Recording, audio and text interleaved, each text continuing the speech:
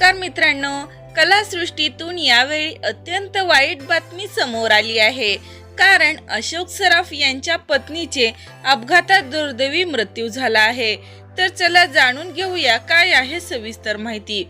अशोक सराफ आणि दिवंगत अभिनेत्री रंजना देशमुख यांची 1980 ते 1990च्या दशकातील मराठी चित्रपट सृष्टीतील सर्वात लोकप्रिय ऑन स्क्रीन जोडी होती.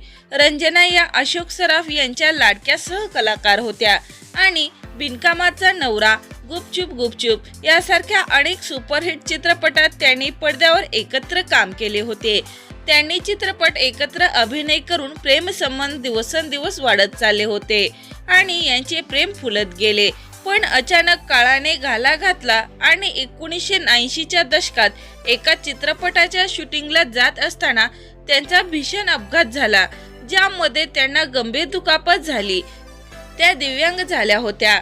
या भीषण अपघातानंतर त्यांनी अभिनय सोडून दिला होता आणि दीर्घ आजारपणानंतर त्यांचे निधन झाले आहे. अभिनेत्री रंजना देशमुख यांचे वयाच्या 44व्या वर्षी मुंबईत निधन झाले आहे. 1980च्या अपघातात त्यांचे करिअर अकाली थांबले आणि त्या अनेक वर्षे व्हीलचेअरवर होत्या. त्यामुळे त्यांच्या प्रेमाचा अंत झाला आणि दुर्दैवी निधन झाले. अशोक सराफ यांच्या या पहिल्या प्रेमिका होत्या असं त्यांनी मुलाखतीत सांगितले होते.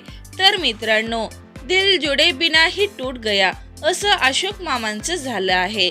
तर आपल्या चॅनल कडून रंजना देशमुख या सुप्रसिद्ध अभिनेत्रीला भावपूर्ण श्रद्धांजली. मनोरंजन विश्वातील चालू घडामोडी जाणून घेण्यासाठी लाईक करा, सबस्क्राईब करा, शेअर करा. तोपर्यंत धन्यवाद.